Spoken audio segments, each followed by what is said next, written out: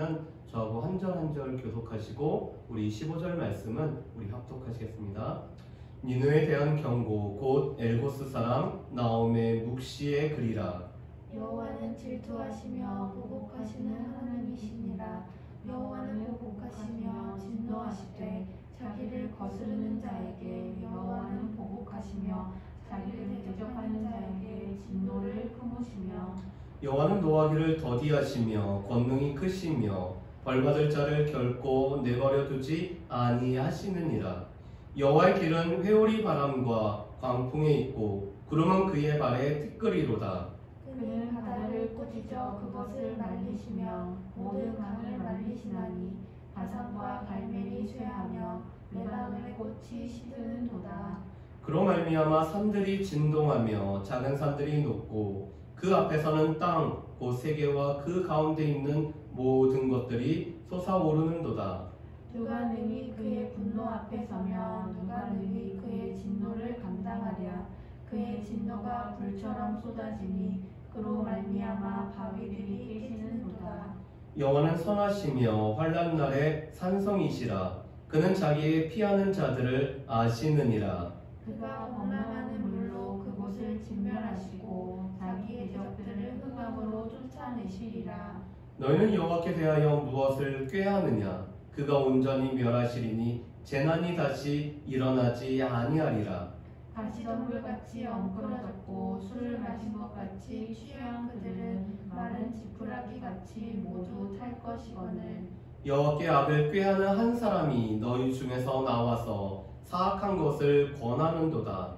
여호와께서 이같이 말씀하시기를 그들이 비록 강하고 많을지라도 반드시 멸절을 당하리니 그가 없어지리라. 내가 전에는 너를 괴롭혔으나 다시는 너를 괴롭히지 아니할 것이라. 이제 내게 지은 그의 멍에를 내가 깨뜨리고 내 결박을 끊으리라. 나 여호와가 내게 대하여 명령하였나니 내 이름이 다시는 전파되지 않을 것이라.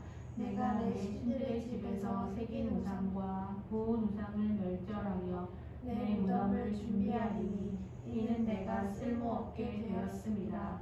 볼지어다 아름다운 소식을 알리고 화평을 전하는 자의 발이 산 위에 있도다. 유다야 내 절기를 지키고 내 소원을 갚을지어다. 악인이 진멸되었으니 그가 다시는 내 가운데로 통행하지 아니하리로다 하시니라. 아멘. 아수르의 수도 니느웨에 관한 말씀은 요나서하고 나훔서입니다. 니느웨에 관한 요나 나훔서 말씀을 함께 보아야지만이 우리는 니느웨에 관한 균형 잡힌 시각을 가질 수가 있습니다. 요나서에서는 하나님께서 니느웨가 이 니느웨 백성들이 또 니느웨 왕이 하나님의 심판의 메시지를 듣고 각기 악한 길과 손으로 행한 악에서 떠나는 모습을 볼 수가 있습니다. 그렇기 때문에 하나님께서는 니느웨에 내리기로 했던 재앙을 하나님께서 내리지 아니하시죠. 왜냐하면 하나님께서는 인자하시고 자비로우시고 노하기를 더디하시고 인애가 크신 하나님이시기 때문에 그렇습니다. 그렇다면 과연 150년이 지난 후에 나홈의 시대의 니느웨는 과연 어떠한 모습을 가지고 있을까? 나홈 선지자가 활동했던 시기는 대략 BC 663년에서 612년 사이로 보고 있습니다. 우리가 구약에서 중요한 두 가지 연도를 기억을 해야 됩니다. 하나는 BC 722년, 721년이죠. 이때는 북이스라엘이 아수르의 멸망을 당하고 이 북이스라엘 백성들이 아수르 땅으로 끌려갈 뿐만 아니라 아수르 사람들을 북이스라엘 땅으로 데리고 와서 혼합되는 시기가 바로 BC 722년, 721년입니다. 또 한 시기는 BC 586년입니다. 남유다가 바벨론에 의해서 나라가 망하였고 포로로 끌려간 시기가 바로 BC 586년이죠. 그런데 나홈서 3장 8절에서 10절 말씀에 보면은 애굽의 노아몬이라는 도시가 나옵니다. 이 노아몬이라는 도시는 BC 663년에 멸망되었습니다. 그리고 니느웨, 아수르가 멸망당한 해가 BC 612년입니다. 그렇기 때문에 나홈은 이미 노아몬이 멸망당했다는 것을 알고 있을 뿐만 아니라 이 아수르가 BC 612년에 멸망당할 것을 내다보고 있기 때문에 BC 663년에서 612년 사이에서 오늘 나홈 선지자가 활동했음을 우리가 알 수가 있습니다. 그런데 이 나홈서는 1장, 2장, 3장으로 구성되어 있는데 오늘 이 3장까지의 내용은 하나의 주제를 가지고 있습니다. 나홈서 1장에서는 니느웨를 향한 하나님의 심판이 선포되어 있습니다. 나홈서 2장에는 니느웨를 심판하는 심판이 묘사가 되어 있습니다. 3장에서는 니느웨의 심판이 얼마나 마땅한지, 이 니느웨가 심판을 당할 수밖에 없었던 이유로 인해서 그들은 심판당함이 마땅함이 기록되어 있는 것이 나홈서 3장입니다. 요나가 심판의 메시지를 증거했을 때 그들이 악한 길과 손으로 행한 강포에서 떠난 지 150년이 지난 후에 이 니느웨는 하나님의 심판을 받는다라는 것이 오늘 나홈서의 말씀입니다. 나홈서도 그렇고 요나서도 그렇고 오늘 하나님의 심판의 메시지가 선포된 가운데 이 메시지를 듣고 회개하기를 원했지만 회개했을 때는 하나님께서 은혜를 베풀어 주시지만 회개하지 아니하고 자신의 고집대로 살아가는 자에게는 하나님의 심판이 임하는 것을 보여주는 것이 바로 이 요나서와 나홈서의 말씀입니다. 그러면서 먼저 나홈은 하나님은 어떠한 분인지를 우리에게 먼저 선포함으로 말씀을 시작을 하고 있습니다. 우리 2절과 3절 말씀을 우리 같이 한번 읽어보실까요? 2절과 3절 말씀입니다. 여호와는 질투하시며 보복하시는 하나님이시라. 여호와는 보복하시며 진노하시되 자기를 거스리는 자에게 여호와는 보복하시며 자기를 대적하는 자에게 진노를 품으시며 여호와는 노하기를 더디하시며 권능이 크시며 벌받을 자를 결코 내버려 두지 아니하시느니라. 여호와의 길은 회오리 바람과 광풍에 있고 구름은 그의 발에 티끌이로다. 아멘. 오늘 나홈은 하나님은 공의의 하나님으로 먼저 선포합니다. 그래서 2절 말씀에 보면은 하나님을 이렇게 묘사를 하죠. 여호와는 질투하시며 보복하시는 하나님이시고 진노를 베푸시는, 진노를 품으시는 하나님이심을 말씀을 합니다. 그러면서 나홈은 곧이어 3절에서 그 하나님은 또한 노하기를 더디하시는 하나님이라고 말씀을 하고 있습니다. 하나님은 공의의 하나님이시고 사랑의 하나님이시죠. 하나님은 사랑의 하나님이시자 공의의 하나님이십니다. 우리가 하나님에 관해서도 균형 잡힌 시각을 가지고 있어야 되는데 하나님께서 공의의 하나님이시라는 것을 알 뿐만 아니라 사랑의 하나님이라는 것을 우리는 분명히 확신해야 된다는 것입니다. 만약에 우리가 하나님을 한쪽으로 치우친 하나님으로 우리가 여기고 있다면 그것은 하나님에 관해서 온전히 제대로 알지 못하는 것입니다. 하나님을 사랑의 하나님으로만 알고 사랑의 하나님으로만 우리가 생각한다면 사랑의 하나님으로 우리가 치우치면은 이 하나님은 또한 우리의 죄를 용납하지 않을 뿐만 아니라 하나님께서 거룩하시기 때문에 이 죄에게 갚으시는 공의의 하나님을 우리가 잊어버리게 됩니다. 반면에 하나님을 우리가 공의에 치우친 하나님을 무서운 하나님으로 우리가 인식을 하면은 우리를 부르실 뿐만 아니라 우리를 사랑으로 품어주시는 그 하나님 앞에 우리는 늘 두렵고 떨림으로만 서게 됩니다. 그래서 우리는 하나님을 사랑의 하나님으로 또한 공의의 하나님으로 우리가 알아야 됩니다. 그런데 이 공의의 하나님은 질투하시고 보복하시고 진노를 품으시는 하나님으로 묘사가 되고 있습니다. 하나님의 질투는 오늘 사람들이 품는 이 질투하고는 다릅니다. 사람들이 우리의 죄로 말미암아 품는 질투와는 다르게 하나님의 질투는 성도들에게는 하나님에 관해서 신실하심을 요구하시는 것으로 나타나고, 또 하나님께서 사랑하시는 그 백성들을 열정적으로 보호하심으로 나타나는 것이 하나님의 질투입니다. 하나님께서 이렇게 말씀하시죠. 나 외에 다른 신이 없다라고 말씀합니다. 나 외에 다른 신이 없기 때문에, 그럼에도 불구하고 나 아닌 다른 신에게 섬기고 그들을 경배하면은 하나님께서 질투하신다라고 말씀합니다. 왜냐하면 하나님 같은 존재가 없기 때문에 하나님 앞에만 오직 신실함과 우리가 충성을 다해야 되는데, 그러지 못하면 하나님께서는 질투하신다라고 우리에게 말씀을 하십니다. 그뿐만 아니라 하나님은 하나님을 대적하고 하나님의 백성들을 대적하는 자들을 질투하시기 때문에 하나님께서는 하나님의 백성들을 안전하게 보호하실 뿐만 아니라 하나님의 품 안에 품어주시는 하나님의 열심이 바로 하나님의 질투하심입니다. 그래서 하나님의 질투하심은 늘 두 가지로 나타납니다.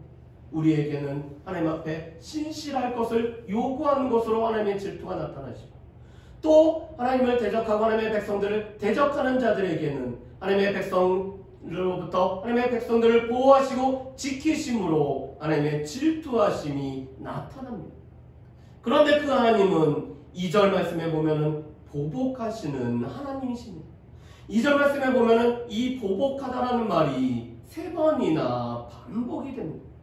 이 보복이라는 히브리어 낙함은 하나님의 거룩하심과 공의에 기반하여서 하나님과 하나님의 백성을 대항하는 이들의 악한 행동에 대한 하나님의 응답이 하나님의 보복입니다.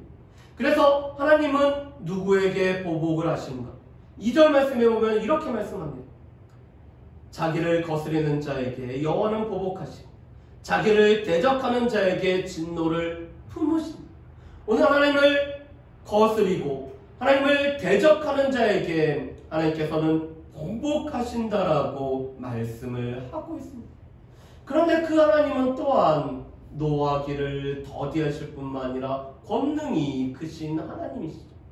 요나서 4장 2절에서 요나가 여호와 하나님은 인자하시고 자비로우시고 노하기를 더디하시고 이내가 크신 하나님이라고 말씀하는 게 바로 이 노하기를 더디하시는 사랑의 하나님이십니다. 그런데 이 진노, 노하다라는 것은 이 콧구멍이 길어짐을 뜻하고 있습니다. 이 콧구멍이 화가 나서 벌렁벌렁 거리는 것 같은 것이 진노, 노하다라는 뜻입니다. 그런데 이것은 하나님께서 악에 관해서, 악에 대해서 하나님이 화가 났을 때 코를 실룩거리는 것을 뜻하고 있습니다. 그런데 하나님께서는 이 진노를, 노하기를 더디하시는 하나님이 바로 우리가 섬기는 하나님이십니다. 그래서 우리는 공의 하나님과 사랑의 하나님을 우리가 섬기고 있다는 것을 우리는 기억을 해야 됩니다. 그런데 이 하나님의 노하심, 하나님의 보복의 결과가 4절에서부터 6절 가운데 나타나 있습니다. 바다를 꾸짖어 말리시며 모든 강을 말리고 계십니다. 여러분, 바다를 꾸짖어 말리시고 모든 것을 말리시는 것을 통해서, 모든 강을 말리시는 것을 통해 우리가 떠오르는 사건이 있지 않을까? 이것은 출애굽 때 홍해를 가르시고 이 요단강을 마른 땅같이 건너게 하신 하나님의 놀라운 역사하심을 말씀을 하고 있습니다. 그뿐만 아니라 바산과 갈멜이 쇠하고 레바논의 꽃이 시들어가고 있습니다. 이 바산은 비옥한 목초지로 유명한 땅입니다. 그래서 이 바산에서 자라나는 소는 아주 토실토실하고 먹음직스럽고 제물로 드리기에 합당한 아름다운 소가 이 풍요로운 목초지에서 자랍니다. 그뿐만 아니라 갈멜은 풍성한 화원과 포도원으로 유명한 곳입니다. 꽃이 만발한 화원, 그리고 이 포도 열매가 가득한 포도원으로 유명한 곳이 바로 이 갈멜입니다. 레바논의 백향목은 그 백향목으로 성전과 왕궁을 지을 때 썼던 아주 좋은 나무죠. 그런데 하나님의 진노로 인해서 이 바산과 갈멜이 쇠하고 있습니다. 그뿐만 아니라 레바논의 꽃은 시들어가고 있습니다. 그래서 오늘 나홈 선지자는 이 하나님의 진노 앞에 누가 설 수 있는지를 물어봅니다. 우리 6절 말씀을 우리 같이 한번 읽어보실까요? 6절 말씀하고 7절 말씀은 우리가 조금 기억을 해줬으면 좋겠습니다. 우리 6절 말씀 우리 같이 읽어봅니다. 누가 능히 그의 분노 앞에 서며 누가 능히 그의 진노를 감당하랴. 그의 진노가 불처럼 쏟아지니 그로 말미암아 바위들이 깨지는도다. 아멘. 오늘 6절 상반절은 수사 의문문이죠. 누가 능히 그의 분노 앞에 서며 누가 능히 그의 진노를 감당하랴. 분노 앞에 설 수 없고 하나님의 진노를 감당할 수 없다라는 것입니다. 왜 그럴까요? 6절 하반절 말씀에 보면은 하나님의 진노를 불로 묘사를 하고 있습니다. 그런데 이 불처럼 하나님의 진노가 쏟아지는데 그로 말미암아 바위들마저도 깨어지고 있습니다.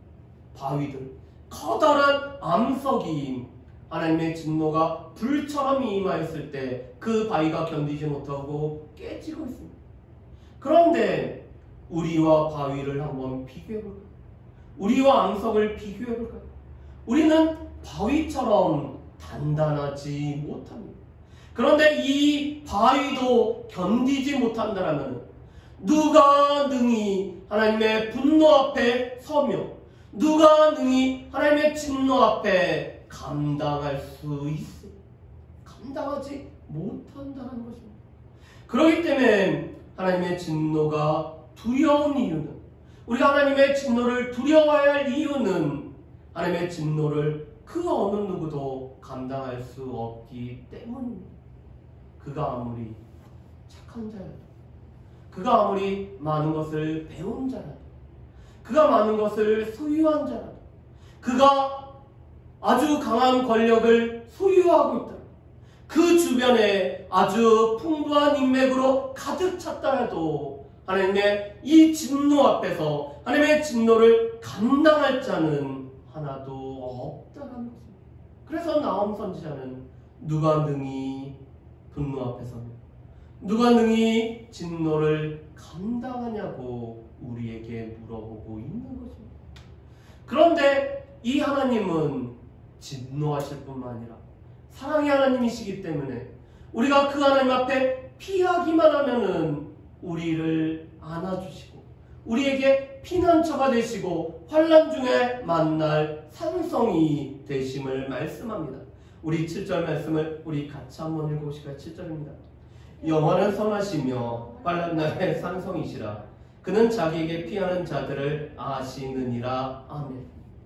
오늘 7절에 하나님의 선하심, 토부에 관해서 말씀합니다. 하나님께서 세상을 만드시고 하나님 보시기에 좋았다라는 것이 토부라는 단어를 사용합니다. 그런데 하나님께서 이 만드신 것이 좋은 것처럼 그 하나님 자신이 너무나 좋은 분이기 때문에 그 좋으신 하나님 앞에 우리가 피하기만 하면은 환난 중에서도 하나님은 우리의 산성이 되시고 피할 한처가 되신다라고 말씀합니다. 그뿐만 아니라 피하는 자들을 하나님께서는 아신다라고 말씀하시죠. 우리와 관계를 맺음으로 말미암아 이 관계 속에서 친밀하게 우리의 세밀한 것을 아신다라는 것이 바로 하나님께서 우리를 아신다라는 것입니다. 우리가 하나님 앞에 피하기만 합니다. 우리가 하나님 앞에 하나님을 향해서 나아가기만 하면은 하나님께서 그 어려움 중에서 그 진노 중에서도 우리의 산성이 되시고 우리의 피난처가 되어서 우리가 그곳에서 안위함을 누릴 수 있게 하신다라고 말씀을 하고 계십니다. 그렇다면은 왜 하나님께서 좌우를 분별하지 못해서 하나님께서 아끼셨던 이 니느웨 성이, 이 니느웨가 이렇게 하나님의 심판의 대상이 되고 말았을까? 왜 하나님께서 이 니느웨를, 아수르를 심판하시고 심판하셔야 된다라고 선고할 수밖에 없었을까요? 오늘 니느웨의 멸망에 관해서 세 가지의 모습으로 묘사를 하고 있습니다. 가시덤불이 엉클어지고 술이 취해지고 또한 마른 지푸라기가 불타버린 것처럼 니느웨의 멸망을 묘사를 합니다. 니느웨는 마치 가시덤불이 엉클어진 것처럼 헝클어져 버렸습니다. 그뿐만 아니라 마른 지푸라기가 불에 완전히 타버린 것처럼 무력하게 무너져 버렸습니다. 또한 이 강대한 아수르가 술 취하여 무력한 사람처럼 약하게 되었음을 말씀을 합니다. 그런데 그 이유는 니느웨가 하나님을 거스리고 대적하였기 때문입니다. 하나님을 거스리고 대적한 이 니느웨, 하나님께서는 보복, 하나님의 진노를 쏟으실 수밖에 없었습니다. 그런데 이 하나님을 거스리고 대적하는 모습이 세 가지의 모습으로 나타나고 있습니다. 첫 번째로는 11절 말씀을 보면은 여호와께 악을 꾀하는 한 사람이 너희 중에 나와서 사악한 것을 권하고 있다라고 말씀합니다. 그리고 그 사악한 것에 니느웨 백성들이 넘어갔음을 말씀합니다. 이 사악한 것이라는 것은 벨리알이라는 말을 가지고 있습니다. 요사스럽고 간특하다, 간사하고 악독하다라는 뜻입니다. 그런데 악을 꾀하는 한 사람을 니느의 왕으로 보고 있습니다. 이 니느의 왕이 이 니느의 백성들 중에서 니느의 백성들에게 사악한 아주 간사하고 악독한 것을 권하였는데 그것에 니느의 백성들이 물들었기 때문에 그것으로 인해서 하나님 앞에 거스리고 대적했기 때문에 니느웨가 심판을 받는다라고 말씀을 합니다. 우리가 요나서 3장에서 요나가 하나님의 메시지를 전할 때는 니느웨 왕이 이 심판의 메시지를 듣고 이 왕자에서 일어나서 왕복을 벗고 굵은 베옷을 입고 모든 백성들과 모든 짐승에게 금식을 선포하며 악한 길과 손으로 행한 악한 광포에서 떠나라고 권고했던 것을 보게 됩니다. 그리고 백성들은 이 니느웨 왕의 권고를 듣고 악한 길과 손으로 행한 악한 광포에서 떠났기 때문에 하나님께서 이들에게 재앙을 내리지 않았습니다. 한 사람이 어떠한 영향력을 끼치는 것을, 특별히 왕 같은 사람이 어떤 영향력을 끼치는 것을 볼 수 있습니다.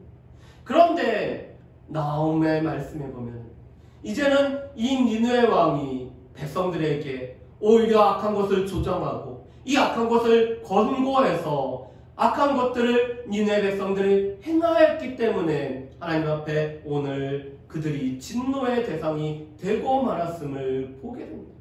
특별히 이 악한 왕을 사네립이라고 여기는 학자들도 있습니다. 사네립으로 해석을 하는 학자들도 있습니다.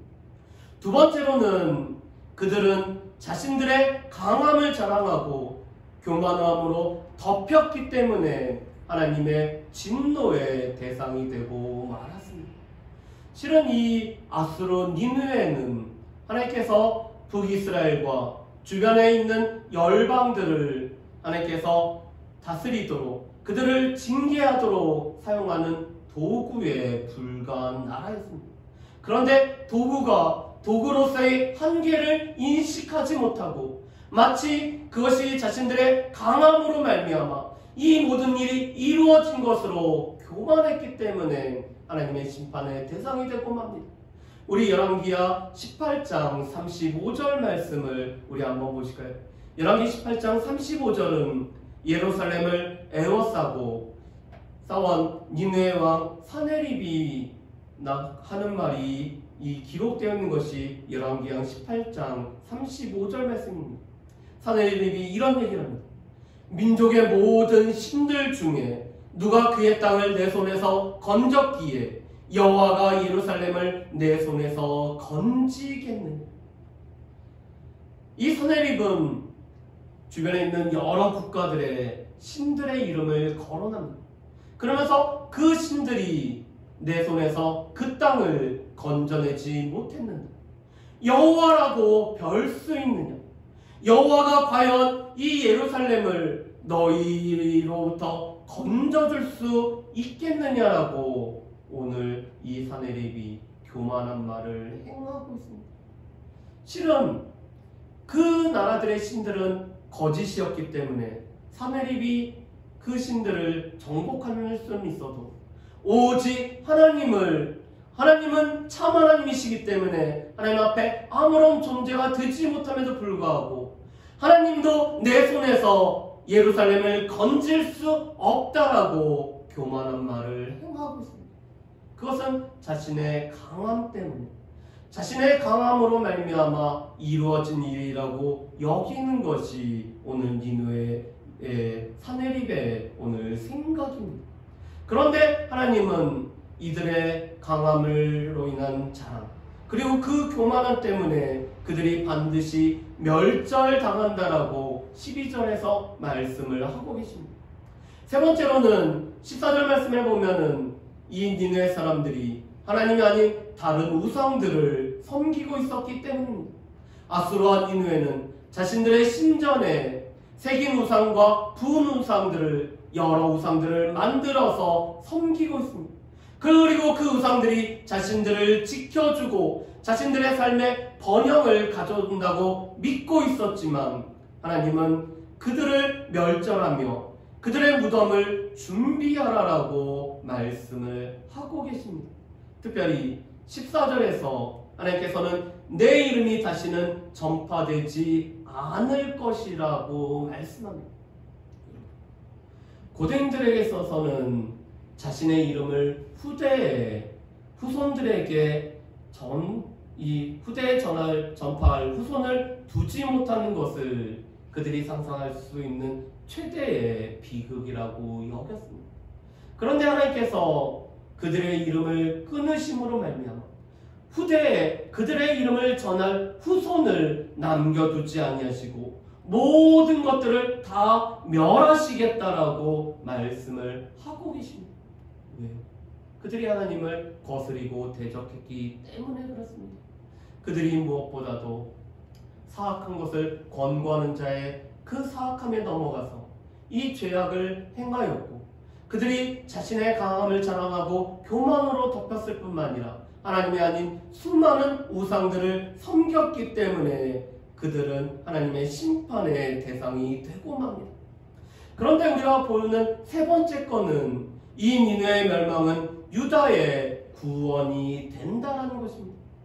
여러분, 이 나옴이라는 사람의 이름 뜻은 위로자, 위안이라는 뜻을 가지고 있습니다. 이 나옴이라는 이름 자체가 위로, 위안이라는 뜻인데 오늘 나옴이 선포하는 말씀은 남유다 백성들에게는 위로와 또한 위안이 되고 있습니다. 남유다를 핍박하고 남유다를 침략하고 있던 이 니느웨가 멸망당한다는 소식은 유다에게 있어서는 구원의 소식이었기 때문에 위로와 위안을 받고 있습니다. 하나님은 니느웨를 들어서 북이스라엘을 징계하셨고 그 징계 결과로 북이스라엘은 없고 오직 유다만 남아있는 상황이지만 이 남아있는 유다도 당시 가장 강대국이었던 아수르의 손에 놓여 있었습니다. 그런데 그 강대국, 우리를 늘 핍박했던 아수르가 하나님으로부터 멸망을 받았기 때문에 이스라엘 백성들은 이제는 자유를 얻게 된 것입니다. 그것을 13절에 이렇게 묘사를 합니다. 이제 내게 지은 그의 멍에를 내가 깨뜨리고 내 결박을 끊으리라. 아멘. 오늘 하나님께서는 아수르의 멸망을 황소목에 매인 무거운 멍에를 벗기는 것처럼 말씀을 하고 계십니다. 또한 이 감옥에 갇혔던 죄수가 그 결박을 벗어버리는 것처럼 아수르의 압제로부터 남유다 백성들이 노임을 받은 것으로 말씀을 합니다. 그렇기 때문에 니느웨 멸망을 전하는 그 발은 아름다운 소식을 전하는 발이며 화평의 소식을 전하는 발이었습니다. 그렇기 때문에 이제 남유다에는 화평이 임하는 것입니다. 그런 남유다 백성들에게 하나님께서는 너희의 절기를 지키고 서원을 갚으라라고 말씀을 합니다. 절기를 지킨다는 것은 하나님께서 구원을 베풀어 주신 것을 기억하며 감사하고 또 지금까지 보호하시고 이끌어 주심을 기억하며 감사하는 것이 절기를 지키는 것이죠. 또한 서원을 갚으라는 것은 하나님께서 니느웨로부터 우리를 건져주시면 우리가 하나님의 백성답게 살아가겠고 우리가 하나님의 일하심을 증거하겠다라는 이 서원을 갚는다라는 것을 뜻하고 있습니다. 악인이 진멸되어 유다로 통행하지 않는 축복을 유다가 받고 있기 때문에 오늘 유다에서는 절기를 지킬 뿐만 아니라 서원을 갚을 수가 있게 된 것입니다. 그렇다면 이 말씀을 우리가 한번 정리해 보겠습니다. 우리가 요나서와 나훔서를 통해서 우리는 이 니느웨에 관한 결과를 우리가 정확하게 균형 잡히게 볼 수가 있습니다.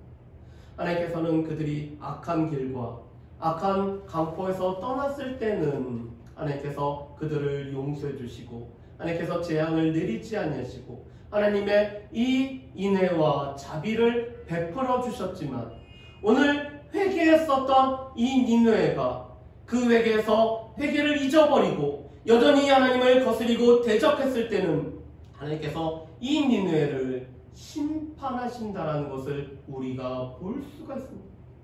하나님 우리에게 회개를 요구하시는데 우리가 회개하지 아니하고 여전히 하나님을 거스리고 대적하면은 우리도 그 심판의 대상이 된다라는 사실입니다. 그뿐만 아니라 오늘 나홈서에서는 하나님은 사랑의 하나님이시고 공의의 하나님이시기 때문에 우리가 하나님을 정확하게 알아야 되는데 하나님은 우리에게 사랑을 베풀으시는 노하기를 더디하시는 하나님이시지만 거스리고 대적하는 자에게는 하나님께서 진노하시고 또한 하나님께서 보복하시는 하나님이심을 우리는 기억을 해야 됩니다. 그렇지만 그 가운데 우리에게 은혜가 있는 것은 하나님께서 선하시기 때문에 그 선하신 하나님은 하나님 앞에 피하는 자를 환난 중에서도 산성이 되시고 피난처가 되시고 피하는 우리를 아신다라는 사실을 우리는 또한 기억을 해야 될 것입니다. 하나님을 거스리고 대적하는 자에게는 하나님께서 보복하시지. 그 공의의 하나님은 또한 우리 가운데는 선하시기 때문에 우리가 하나님 앞에 피하기만 하면은 어려움 중에서 진노 중에서도 우리에게 산성이 되시고 피난처가 되심을 우리는 기억을 해야 됩니다. 그리고 마지막으로 우리의 대적들, 우리의 원수의 멸망은 우리에게는 구원이며 우리에게는 은혜입니다. 그래서 하나님의 심판과 구원은 동시에 오고 하나님의 구원과 심판은 양면의 칼처럼 이것은 우리 가운데 같이 오는 것을 우리는 기억을 해야 될 것입니다. 그래서 하나님을 거스리고 하나님의 백성들을 대적하는 자들에게 하나님께서 친히 갚아주심을 우리가 기억할 뿐만 아니라 우리의 피난처가 되시고 우리의 산성이 되시는 하나님 앞에 우리가 언제라도 피하기만 하면은 우리를 도와주실 뿐만 아니라 우리를 안아주시고 우리를 알아주심을 우리가 또한 그 하나님을 의지하며 살아갈 수 있는 저 여러분들 되시기를 주님의 이름으로 축복합니다. 아멘. 우리 이 시간에 같이